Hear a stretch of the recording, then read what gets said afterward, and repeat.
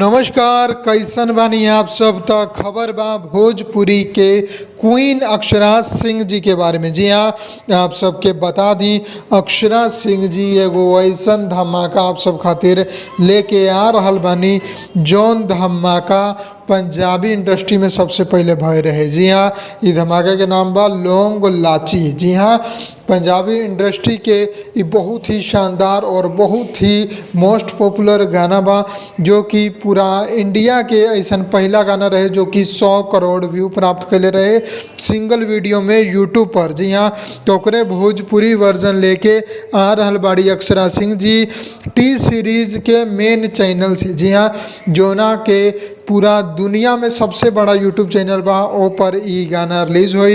एक फिलहाल आज मोशन पोस्टर आ चुकल बा, आप लोग सामने स्क्रीन पर देख ही सकतानी।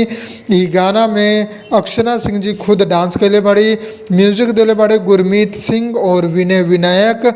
गाना के लिखले बड़े हरमनजीत और अजीत मंडल जी। जी हाँ, तो टी सीरीज के मेन चैनल, जी हाँ, टी सीरीज के मेन चैनल पर ई फुल वीडियो सॉन्ग 6 अप्रैल के आप लोगन के सुने की मिली और वीडियो देखे की मिली धमाकेदार।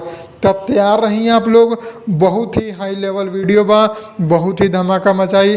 तो ये अपडेट रहे, अगर पसंद आए तो लाइक करी, ज़्यादा से ज़्यादा शेयर करके चैनल के सब्सक्राइब जरूर करें। जय भोजपुरी, प्रणाम। लाल बटन के दबा के अपने के चैनल के सब्सक्राइब कर ली और सभी खबर सबसे पहले देखे खातिर एक घंटे के बटन के भी दबा दी, ताकि जितना भी खबर डालम आप सबसे पहले फ्री में देख लें।